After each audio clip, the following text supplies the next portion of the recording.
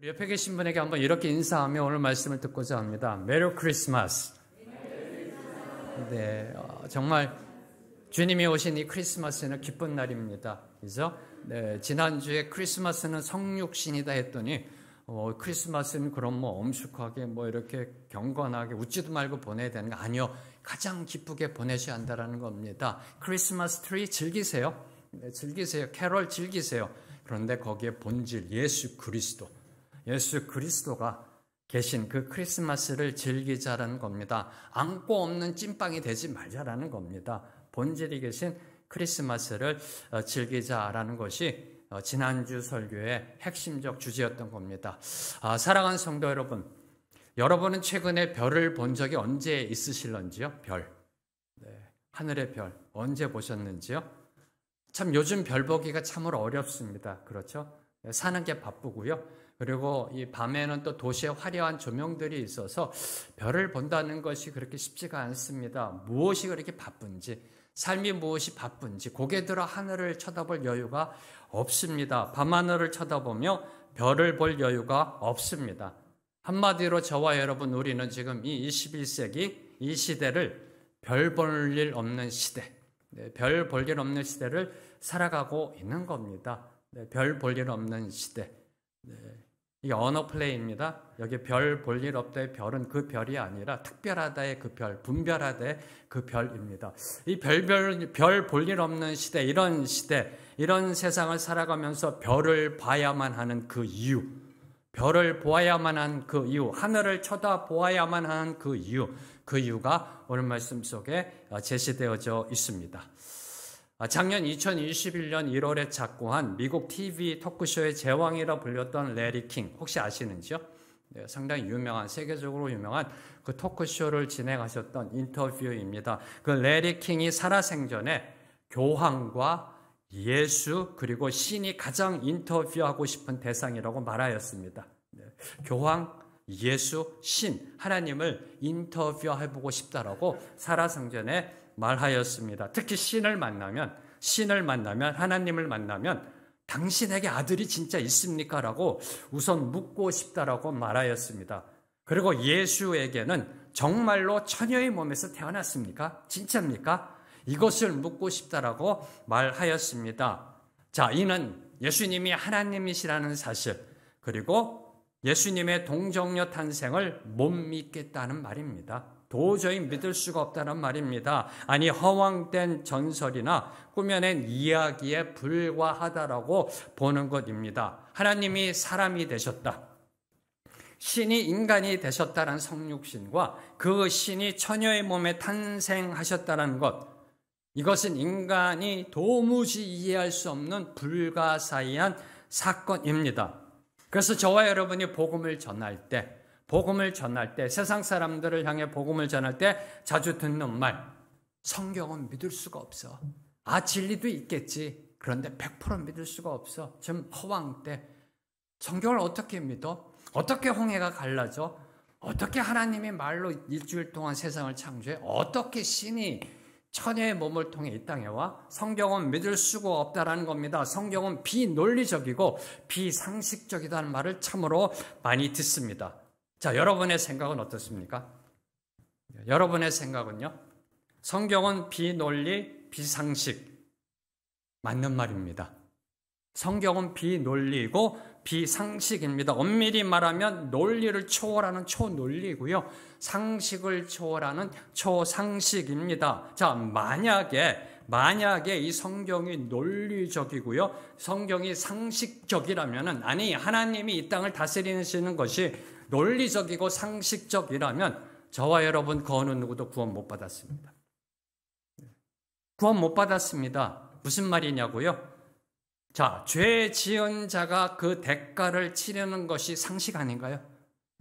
죄 지은 자가 그 벌을 달게 받는 것이 논리 아닌가요?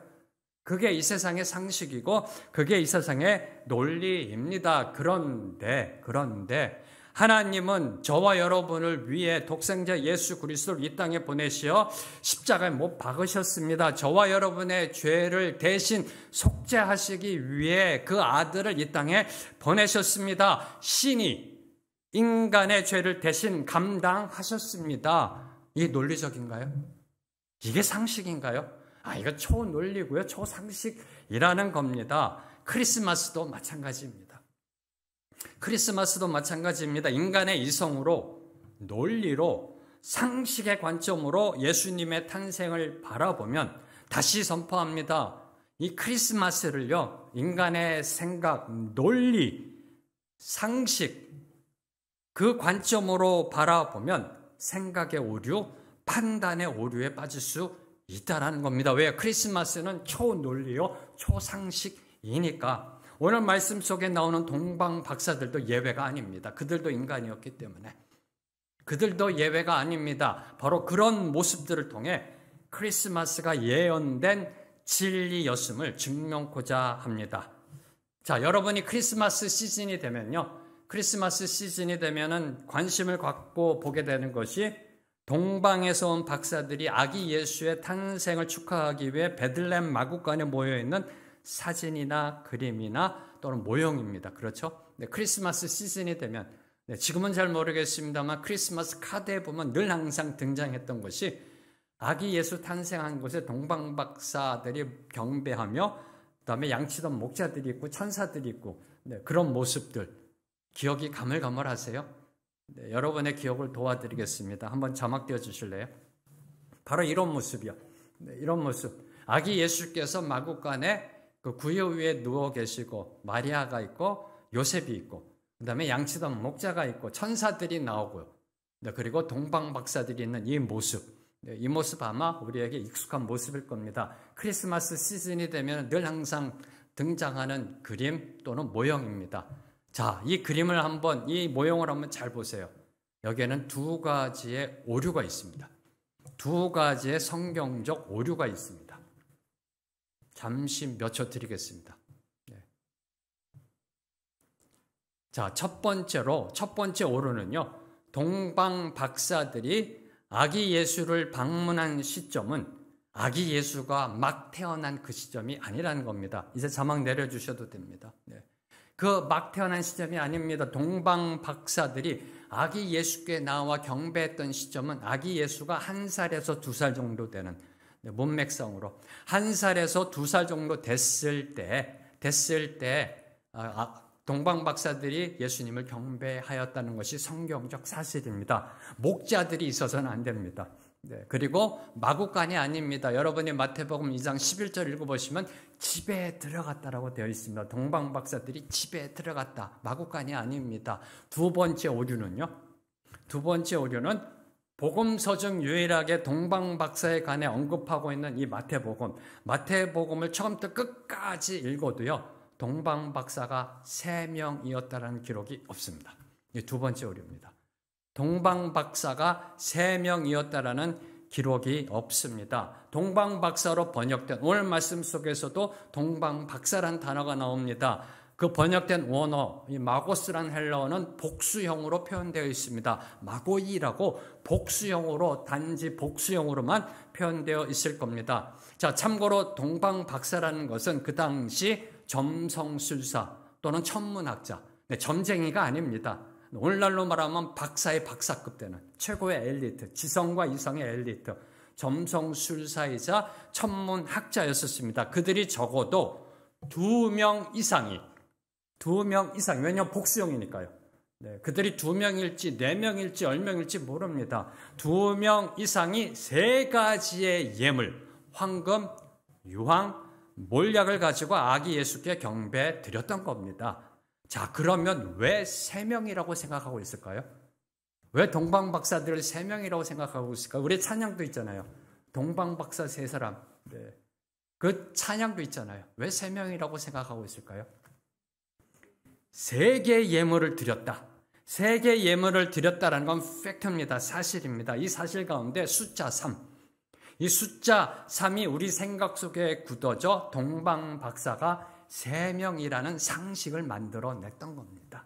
아니면 또는 3개의 예물이면 논리적으로 볼 때 3명의 동방 박사였을 것이라고 추정했기 때문에 왜 동방 박사를 3명이라고 생각한다고요? 첫째, 숫자 3이라는 것이 우리 인간의 생각 속에 들어와서 동방박사도 3명이라는 상식을 만들어냈거나 또는 예물이 셋이면 논리적으로 볼 때 그걸 가져온 사람도 3명일 것이다 라고 추정했기 때문에 상식과 논리에 의해서 동방박사가 3명이다라고 생각했던 것입니다. 그런데 진실은 몇 명인지 모른다는 겁니다. 진실은 몇 명인지 모른다는 겁니다. 복수형으로만 기록되어져 있습니다. 뭘 의미하고 있는 것일까요? 자, 이는 저와 여러분이 내가 옳다고 믿는 것이 틀릴 수도 있음을 보여주고 있는 겁니다. 내가 옳다고 믿고 있는 것이 틀릴 수도 있다. 인간이 보편적 상식으로 받아들이는 것 중에 허구나 오답이 있을 수 있다는 겁니다. 다시 선포합니다. 인간이 보편적 상식으로 받아들이는 것 중에 허구가 있을 수 있다는 겁니다. 오답이 있을 수 있다는 겁니다. 인간이 정답이라고 주장하는 것이 늘 항상 진리인 것은 아닙니다. 반대로 인간이 오답이라고 주장하는 것 중에 진리가 있을 수 있습니다. 동의하시죠? 동의하시죠? 네. 우리 인간이 정답이라고 믿는 것 중에요. 네. 오답이 있을 수 있습니다. 네. 얼마 전까지만 해도 인류는요, 지구가 평평하다고 생각했었습니다. 사각형이라고.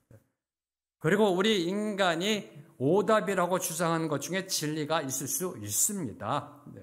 자, 그러면 신이 인간이 되셨다. 그리고 그 신이 처녀의 몸을 통해 태어나셨다. 어떻게 생각하시는지요? 이에 대한 세상의 반응은요, 말도 안 됩니다. 네. 세상의 반응은 말도 안 돼. 그런 허황된 이야기, 그런 허구가 어디 있어? 네. 야, 상식적으로 생각해봐. 어떻게 신이 있는 줄도 모르는데, 그리고 처녀의 몸을 통해 탄생했어? 그럼 말 같지도 않은 말 하지도 마. 이게 세상의 반응입니다. 그런데 만약 그 말 같지도 않은 말이 진리라면요. 그 말 같지도 않은 말이 지금까지 계속 인류 역사 속에 예언되어져 온 진리라면요. 바로 이것을 오늘 말씀 통해 저와 여러분이 은혜 받고자 합니다. 바로 이것을 증명하고자 합니다. 그래서 우선 먼저 동방박사들이 그러면 어떻게 예수님의 탄생을 알았을까에 대해서 살펴보고자 합니다. 크리스마스, 예수님이 오신 것, 그것이 예언되어져 온 진리를 증명하기 위해서는 우선 먼저 동방박사들이 어떻게 예수 그리스도의 탄생을 알았을까? 이 질문부터 먼저 살펴보고자 합니다. 자, 1절과 2절 말씀. 오늘 말씀 1절과 2절 말씀 함께 봉독하겠습니다. 시작. 헤로드 때 예수께서 유대 베들레헴에서 나심에 동방으로부터 바로 예루살렘에 이르러 말하되 유대인의 왕으로 나신 이가 어디 계시냐? 우리가 동방에서 그의 별을 보고 그에게 경배하러 왔노라 하니. 천문학자들인 동방 박사들은요, 동방에서 한 별을 봅니다. 그 별이 왕이 태어났으면 알리는 별, 그의 별, 그 별을 보고 그 별을 따라 이스라엘로 찾아왔다라고 기록되어져 있습니다.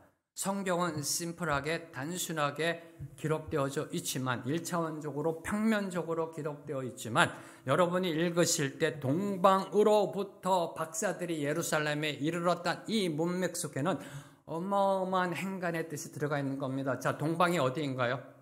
그 당시에 동방은 지금 바벨론 지역이나 페르시아 지역입니다. 머나먼 길입니다. 지금이야 자동차가 되어 있고 길이 닦아져 있고요. 비행기 타고 올 수 있습니다만 그때는 낙타 타고 와야 되는 참으로 머나먼 길이고요. 중간에 도적을 만나고요. 네. 중간에 어떠한 나아가는 여정 속에 위기를 만날 수 있는 참으로 위험한 길입니다. 다시 말씀드리면 머나먼 길을 목숨 걸고 찾아온 그 행간의 뜻이 동방으로부터라는 그 의미 속에 들어가 있는 겁니다. 예수님이 이 땅에 태어나셨을 때 그 별이 떠올랐습니다.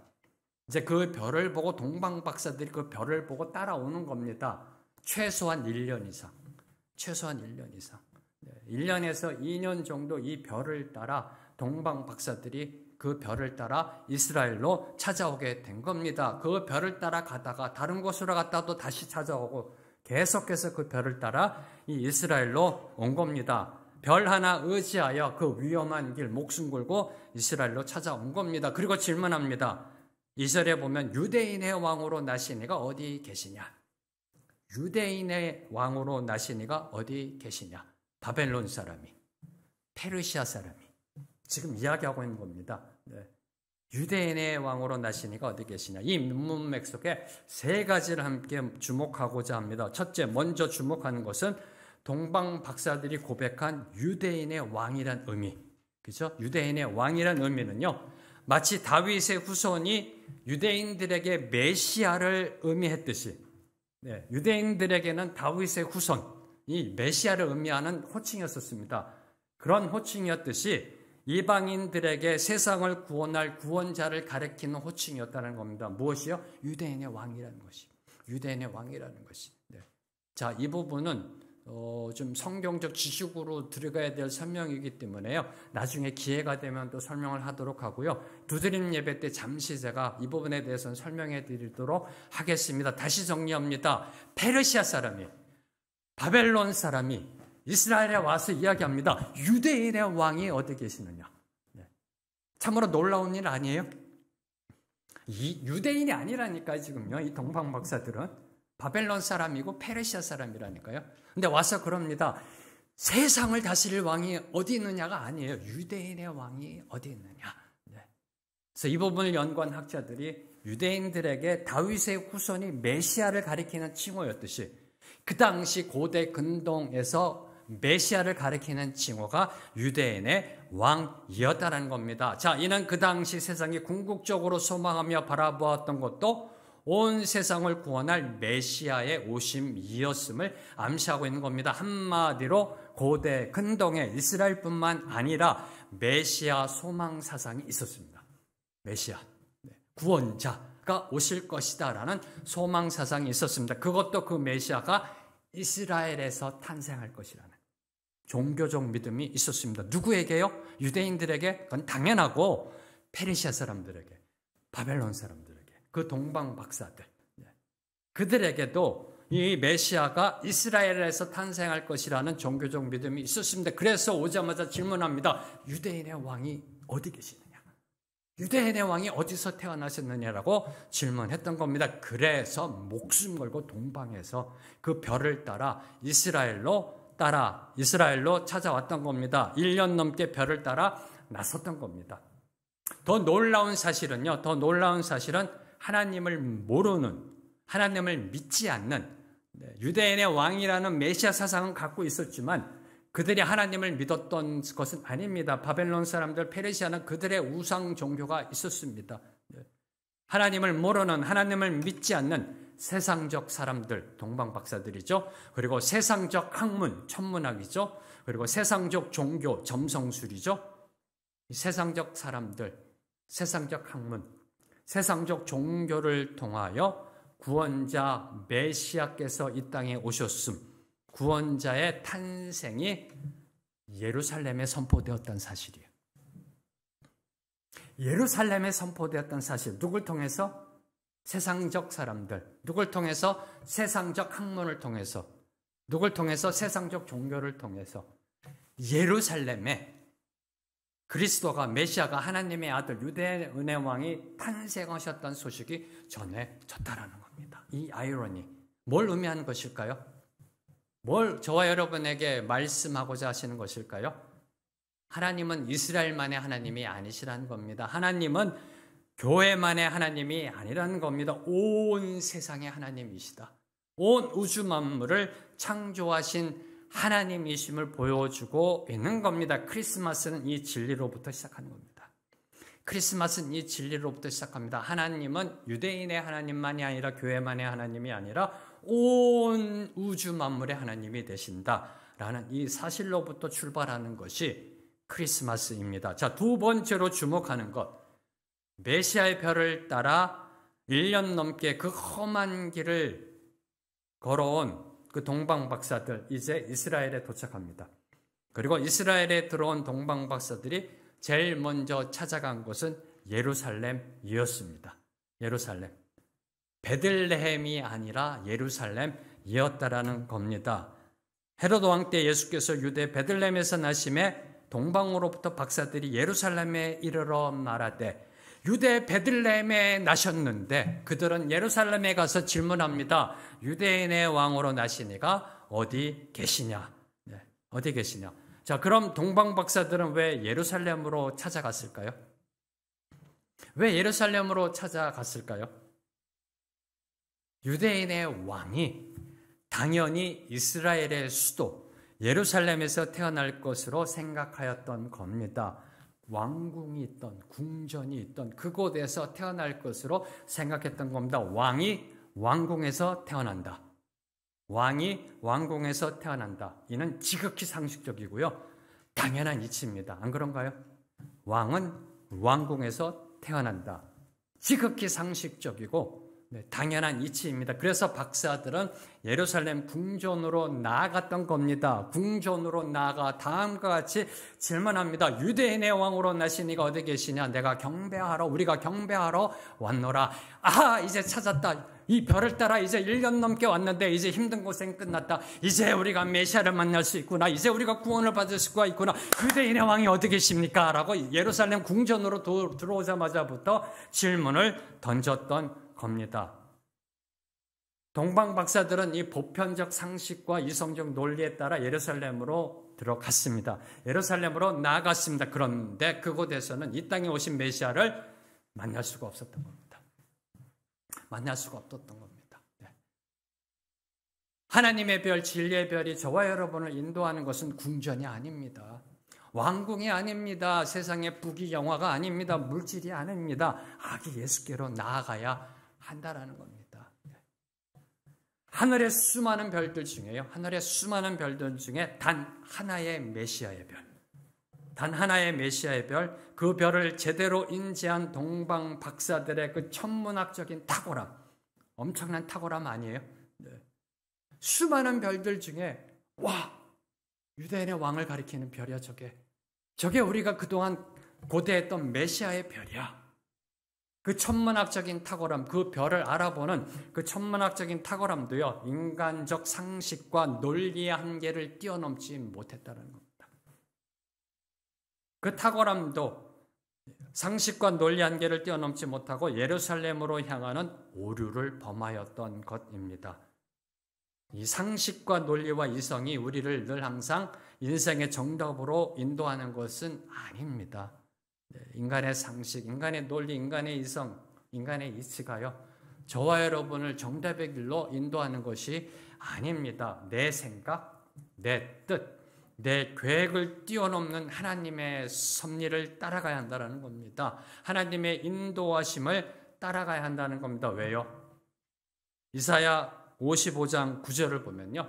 이사야 55장 9절을 보면 이는 하늘이 땅보다 높음같이 내 길은 너희의 길보다 높으며 내 생각은 너희의 생각보다 높음이니라. 이것 때문에, 이것 때문에 하나님의 생각은 저와 여러분 인간의 생각보다 높습니다. 하나님의 생각은 저와 여러분의 생각을 초월하는 초상식이고 초논리이기 때문에 그분의 말씀을 따라가야 한다라는 겁니다. 상식과 논리를 따라가면 오답으로 나아갈 수 있습니다. 세 번째로 주목하는 것, 동방 박사들이 예루살렘으로 들어갔을 때요. 예루살렘으로 들어갔을 때 놀랍게도 동방에서부터 온 별이 멈추었었습니다. 멈추었었습니다. 이게 너무 감사해요. 네. 정말 감사하게도요. 동방 박사들이 잘못된 길로 나아갔을 때 예수께로 인도하던 그 별은 사라지거나 없어지지 않았습니다. 아유, 여기까지야. 여기까지. 이제 더 이상 못하겠어가 아니었다라는 겁니다. 그 정도 해줬으면 됐지. 얼마나 더 진리에 대해서 말해줘야 돼. 얼마나 더 성경에 대해서 말해줘야 돼. 이제는 좀 스스로 알 때도 됐는 데가 아니었다라는 겁니다. 끝까지 그들을 진리로 인도했다라는 겁니다. 전 이게 너무나 감사해요. 사라지지 않았습니다. 나는 여기까지야. 이 정도 했으면 됐어가 아니라 그 자리에 서서 그들이 잘못된 길에서 돌아오기를 기다리고 있었다라는 겁니다. 그리고 그들이 예루살렘을 나옵니다. 그리고 베들레헴을 향해 길을 떠나자 그 별은 다시 앞서 인도하다가 아기 예수가 있는 곳에 위에 이르러 멈추어 섰음이 성경에 기록되어져 있습니다.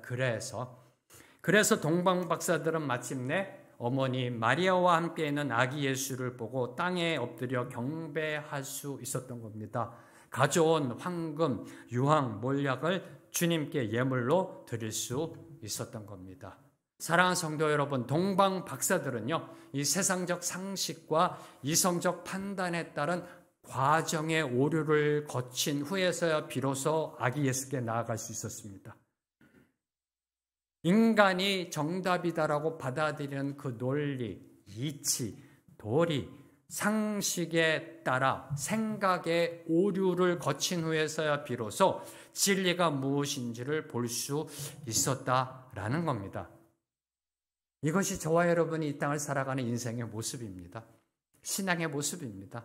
이 모습을 한자성어로 시행착오라고 그러잖아요. 시행착오. 네.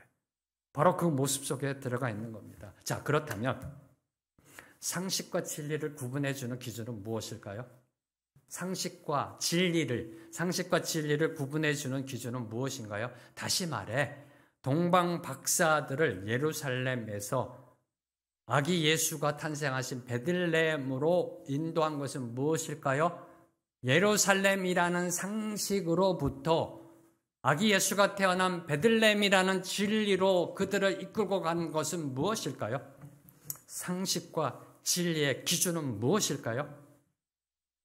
바로 성경 말씀이라는 겁니다. 하나님의 말씀이라는 겁니다. 오늘 말씀 4절에서 6절 세 구절 말씀 함께 읽습니다. 시작. 과 백성이 서기관들을 모아 그리스도가 어디서 나겠느냐 물으니 이르되 유대 베들레헴이오니 이는 선지자로 이렇게 기록된 바 또 유대 땅 베들레헴아 너는 유대 고을 중에서 가장 작지 아니하도다. 내게서 한 다스리는 자가 나와서 내 백성 이스라엘의 목자가 되리라 하였음이니이다. 이방 사람들이 와서 이 헤롯 왕과 유대 종교 지도자들을 향해 묻습니다. 유대인의 왕이 어디 계십니까? 이 태어나신 유대인의 왕께 저희들이 경배하러 왔습니다. 했더니 헤롯 왕이 종교 지도자들에게 질문한 거, 그리스도가 어디서 태어나냐라고 질문합니다. 헤롯은 알았던 겁니다. 유대인의 왕은 그리스도라는 것, 유대인의 왕은 메시아라는 것, 유대인의 왕으로 오시는 분은 하나님의 아들 그리스도이심을 알고 있었습니다. 그러면서 종교 지도자들에게, 대제사장들과 서기관들에게, 신학 박사들에게 질문합니다. 그리스도 유대인의 왕 메시아가 어디에서 태어날 것인가를 묻습니다. 그러자 그들은 한치의 망설임도 없이 선지자 미가의 예언, 미가서 5장 2절을 인용하여 대답합니다. 유대 땅 베들레헴아 너는 유대 고을 중에서 가장 작지 아니하도다. 내게서 한 다스리는 자가 나와서 내 백성 이스라엘의 목자가 되리라. 어디서 태어나느냐? 베들레헴입니다. 베들레헴입니다라고 헤롯 왕에게 고하였음이 기록되어져 있습니다. 무엇을 의미할까요? 메시아가 이 땅에 오심을 알려면요, 성경에서부터 시작해야 한다는 겁니다. 아니, 크리스마스가 무엇인지 알려면 성경을 알아야 한다는 겁니다. 예수님이 이 땅에 오심, 유대인의 왕이 어디에 태어나셨는지를 알려면 성경에서부터 시작해야 된다. 성경을 올바로 알아야 한다는 겁니다. 그래서 이 성경을 보면요, 이 성경을 보면 메시아의 별, 동방의 별, 그 별은 하나님께서 이미 오래전에 성경이 처음 기록될 때부터 계시되어 왔던 별입니다. 네. 다시 선포합니다. 크리스마스가 무엇인지 여러분이 알려면, 예수님이 이 땅에 오신 것이 무엇인지 알려면 성경에서부터 시작해야 합니다. 그래서 헤롯 왕이 묻습니다. 종교 지도자들에게 그리스도가 어디에서 태어나냐? 그랬더니 종교 지도자들은 대답합니다. 미가서를 인용해서 대답합니다. 성경을 알아야 그리스도의 오심을 알 수 있고, 성경을 알아야 크리스마스가 무엇인지 알 수 있다라는 겁니다. 그래서 성경을 보면 그 메시아의 별, 유대인의 왕이 태어났음을 알리는 그 별, 동방의 별은 하나님께서 이미 오래전 이 성경이 처음 쓰여질 때부터 계시하셨다라는 겁니다. 성경이 처음 쓰여질 때부터 하나님은 계시하셨습니다. 못 믿으세요? 증명 들어갑니다. 민수기 24장 17절 말씀. 민수기 24장 17절 말씀. 참고로 민수기는요, 모세 오경으로 모세가 처음 성경을 쓸 때 쓰여진 책입니다. 처음 성경이 쓰여진 그 책 중에 하나입니다. 함께 읽습니다. 시작. 내가 그를 보아도 이때 일이 아니며 내가 그를 바라보아도 가까운 일이 아니로다. 한 별이 야곱에게서 나오며 한 주가 이스라엘에게서 일어나서 모압을 이쪽에서 저쪽까지 쳐서 무찌르고 또 셋의 자식들을 다 멸하리로다. 내가 그를 보아도 이때 일이 아니며 내가 그를 바라보아도 가까운 일이 아니다. 지금 있는 일이 아니라는 겁니다. 장차 일어날 일이라는 겁니다. 그 일은 어떤 일이냐? 한 별, 한 주가 나온다. 별, 주는 메시아를 가리키는 단어입니다.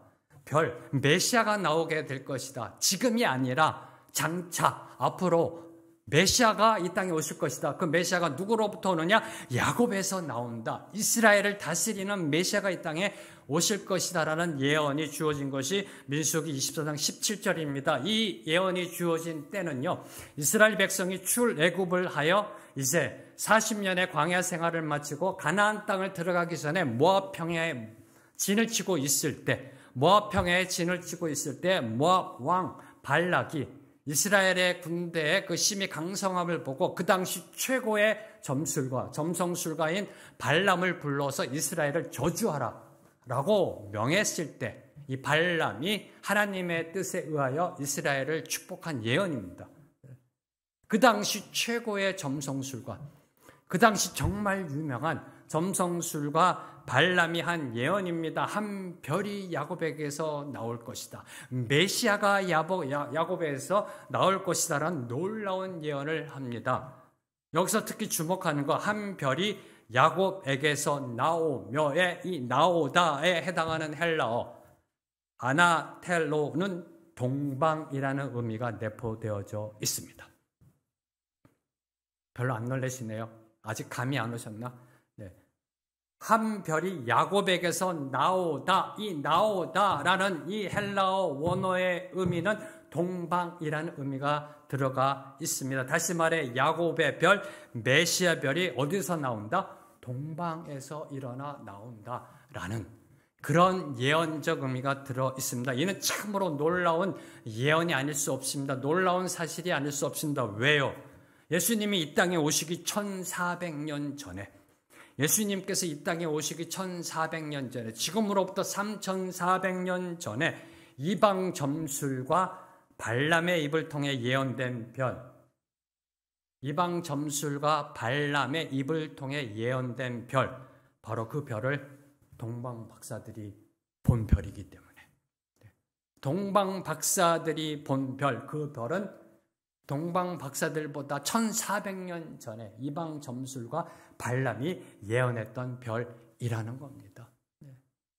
얼마나 이 놀라운 사실일런지요. 자, 성경이 예언하고요, 이방 점술가가 선포를 합니다. 그리고 시간을 뛰어넘어 동방의 천문학자들이 본 그 별이 유대 청년 예수께 성취되었음을 사도 요한은 증거합니다. 요한복음 1장 9절에서 11절 말씀 함께 읽습니다. 시작. 참 빛 곧 세상에 와서 각 사람에게 비추는 빛이 있었나니 그가 세상에 계셨으며 세상은 그로 말미암아 지은 바 되었으되 세상이 그를 알지 못하였고 자기 땅에 오매 자기 백성이 영접하지 아니하였으나. 예수 그리스도가 이 땅에 참 빛으로 오셨습니다. 메시아로 오셨습니다. 그 별로 오셨습니다. 세상을 비추는 빛으로 오셨습니다. 그런데 이 진리를 보지 못하고요, 인간적 이성과 논리에 얽매여 예나 지금이나 그분을 받아들이지 않는 사람들이 있어 왔습니다. 인간의 생각으로 말도 안 돼, 이거는 상식적으로 생각할 때, 논리적으로 생각할 때 이건 말도 안 돼라고요, 그 진리이신 예수 그리스도를 받아들이지 않는 사람들이 있었습니다. 오늘 말씀 3절을 보면요, 오늘 말씀 3절을 보면 헤롯 왕과 모든 예루살렘 사람들이 유대인의 왕으로 오신 메시아 그리스도의 탄생에 대해 들었습니다. 첫 번째 크리스마스에 대한 그 기쁜 소식을 들었습니다. 3절 보세요. 온 예루살렘이 듣고 소동한지라. 듣고 소동한지라. 유대인의 왕 메시아가 탄생했다라는 이 크리스마스 소식은요, 온 예루살렘을 소동으로 만들어 버렸습니다. 예루살렘 성이 발칵 뒤집힐 정도로 쇼킹한 뉴스였다는 겁니다. 뭐가요? 유대인의 왕 메시아가 이 땅에 태어나셨다는 것은 예루살렘 성이 뒤집힐 정도로, 발칵 뒤집힐 정도의 쇼킹한 뉴스였다는 겁니다. 성 안의 모든 사람들이 들은 탑 뉴스입니다. CNN, BBC 이런 전 세계적인 그 매스미디어가요, 특별 방송을 하루 종일 방송할 정도의 특종이었다는 겁니다. 모든 예루살렘 성에 있던 사람들이 다 들었다라는 겁니다. 그래서 소동이 일어난 겁니다. 그런데 여기서 저와 여러분이 반드시 놓치지 말아야 할 팩트, 주목해야 될 사실은요, 정말 안타까운 것은 그 어느 누구도 동방 박사들을 따라 나서 왕으로 오신 메시아를 경배한 사람이 단 한 사람도 없었다. 이 사실입니다. 소동이 일어났습니다. 유대인의 왕 메시아가 이 땅에 오셨다. 쇼킹합니다. 소동이 일어납니다. 그런데 단 한 사람도 동방 박사들을 따라 나서 함께 나아가 예수님께 경배한 사람이 없었다는 사실입니다. 예루살렘과 베들레헴은 겨우 8km 정도 됩니다. 오늘날 성지순례 가면 교통이 안 막히면 차로 10분, 15분? 걸으면 빨리 걸으면 1시간에서 2시간이면 갈 수 있는. 예루살렘과 베들레헴은 겨우 8km밖에 떨어지지 않는 그러한 위치적에 있었습니다. 생각만 있으면요, 단숨에 달려가서 확인할 수 있었는데, 그래? 베들레헴에 태어났어? 마음만 있었으면 단숨에 달려가서 확인할 수 있었는데 베들레헴으로 달려간 자들이 전혀 없었습니다. 그토록 그들이 고대했던 메시아가 오셨습니다. 그토록 그들이 소망했던 그리스도가 이 땅에 오셨습니다. 성경에 예언된 대로 이 땅에 오셨습니다. 그런데 이스라엘 사람들, 하나님의 말씀을 받은 이스라엘 사람들, 그 유대인들, 히브리 사람들 중에 예수님을 환영하거나 기뻐하지도 않았다는 겁니다. 어디서? 예루살렘에서 않았다는 겁니다. 단지 큰 소동만이 예루살렘 성내를 가득 채웠을 뿐이라고 기록되어 있습니다. 그냥 소동만 일어났던 겁니다. 그리고요, 이 소동은요, 33년 뒤에 또 한 번 나타납니다. 33년 뒤에 예수님이 십자가를 지시기 위해 예루살렘 성으로 입성할 때 다시 한번 그 모습을 드러냅니다. 마태복음 21장 9절에서 10절 말씀 함께 읽습니다. 시작. 앞에서 가고 뒤에서 따르는 무리가 소리 높여 이르되 호산나 다윗의 자손이여 찬송하리로다. 주의 이름으로 오시는 이여 가장 높은 곳에서 호산나 하더라. 예수께서 예루살렘에 들어가시니 온 성이 소동하여 이르되 이는 누구냐 하거늘. 이제 예수님이 십자가를 지시기 위해 예루살렘으로 입성하십니다. 낙이 타고 예루살렘 성에 입성하실 때 예루살렘 사람들은 그들의 겉옷을 길 위에 펴니다. 종려 나무가지를 흔들면서 큰 소리를 외칩니다. 호산나 호산나 호산나, 주여 우리를 구원하소서 구원하소서 구원하소서. 큰 소리로 예수 그리스도를 맞이합니다. 이 호산나의 외침 속에 예수님이 예루살렘으로 입성하시자 온 성이 뒤집어집니다. 온 성에 소동이 일어납니다. 그런데 아이러니하게도 그들의 호산나의 소동은 채 5일도 가지 못합니다. 5일도 채 지나지 않아 십자가에 못 박으라는 함성으로 뒤바뀌어 버립니다. 호산나의 그 소동의 소리는요, 5일도 지나지 않아 십자가에 못 박아라, 십자가에 못 박으라는 함성으로 바뀌어 버렸습니다. 이것이 메시아를 기다리던 이스라엘 종교 중심지 예루살렘에서 일어났던 소동의 실체입니다. 어디요? 예루살렘에서.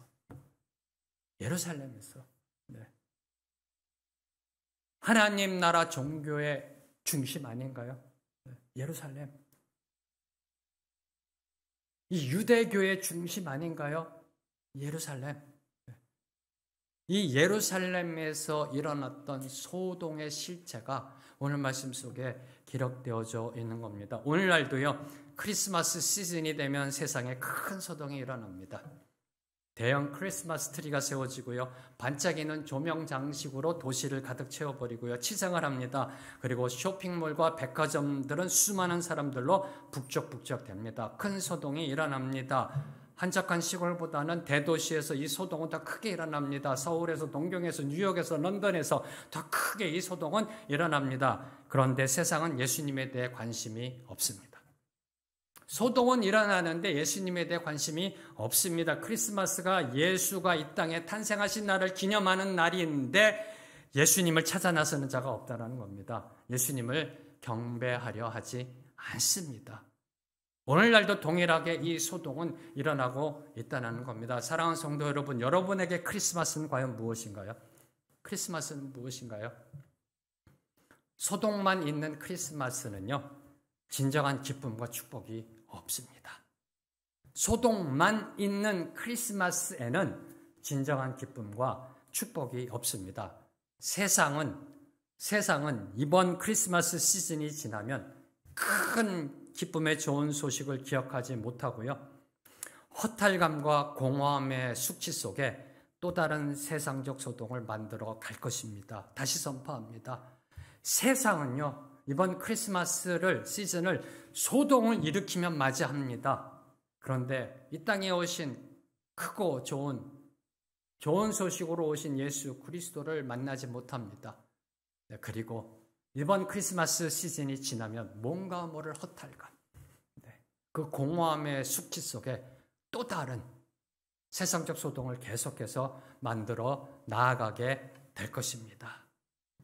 오늘 말씀을 맺겠습니다. 예나 지금이나 변하지 않는 사실이 있습니다. 그 사실은 어느 누구도 내일 무슨 일이 일어날지 모른다라는 겁니다.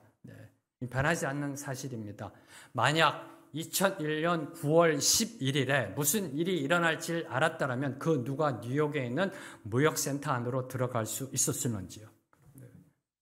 만약 2022년 얼마 전입니다. 10월 29일에 무슨 일이 일어날지 알았다면 이태원에 갈 사람이 과연 누가 있었겠느냐 하는 이 질문입니다. 한 치 앞도 모르는 것이 우리의 인생입니다. 저와 여러분의 인생입니다. 이런 인생, 저와 여러분이 어떻게 살아가야 할런지요?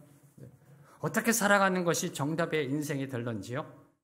이 질문에 인간의 상식, 논리, 이성, 학문, 심지어 종교도 그 답을 줄 수 없습니다. 한 치 앞도 모르는 인생, 우리가 어떻게 살아갈 수 있는가에 대한 이 질문에 인간의 이성, 상식, 논리, 학문, 과학, 문명, 문화, 심지어 세상적 종교도 그 답을 줄 수가 없습니다. 오직 한 분, 이 땅에 진리로 오셔서 우리를 생명의 길로 인도하시는 예수 그리스도, 그분의 복음만이 그 대답을 들려줄 수 있을 뿐입니다. 오늘 그 진리의 대답을 듣는 우리 모두가 되기를 주님의 이름으로 축원합니다. 오늘 말씀을 묵상하며 함께 찬양합니다. 저는 오늘 말씀을 묵상하는데요, 오직 예수뿐이라는 찬양이 이렇게 흘러나왔어요. 왜요? 진리니까 오직 예수뿐이네. 크리스마스는 오직 예수뿐이네. 오직 예수뿐이네. 그분의 은혜 아니면 우리가 살아갈 수가 없습니다. 한 치 앞도 모르는 것이 저와 여러분의 인생입니다. 함께 고백하며 나아갑니다.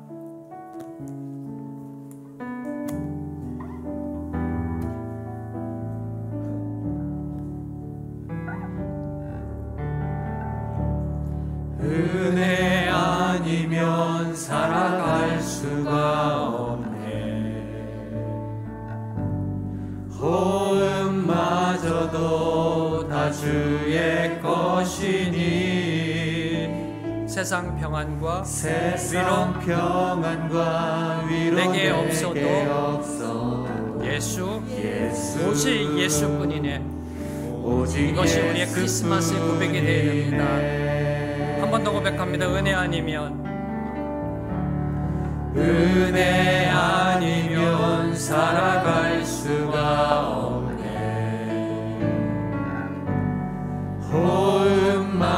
호흡마저도 다 주의 것이니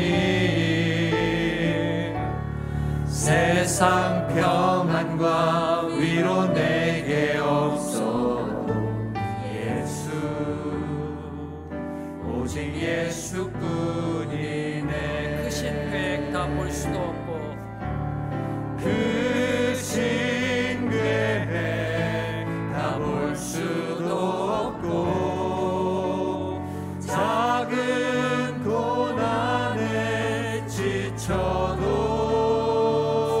주께 묶인 나의 모든 삶 주께 묶인 나의 모든 삶 버티고 견디게 하시네. 버티고 견디게 하시네.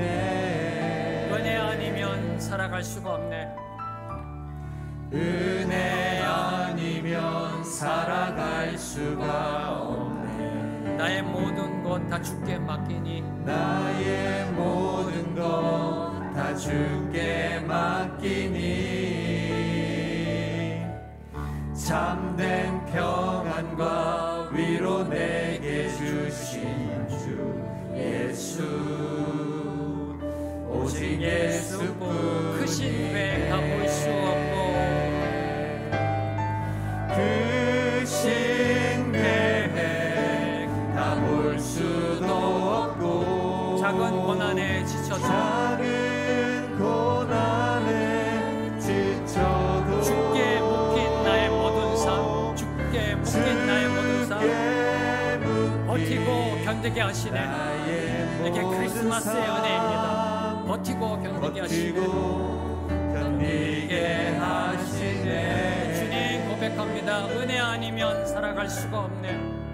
은혜 아니면 살아갈 수가 없네. 나의 모든 것 다 주께 맡기니 나의 모든 것 다 주께 맡기니 참된 평안과 위로 내게 주신 주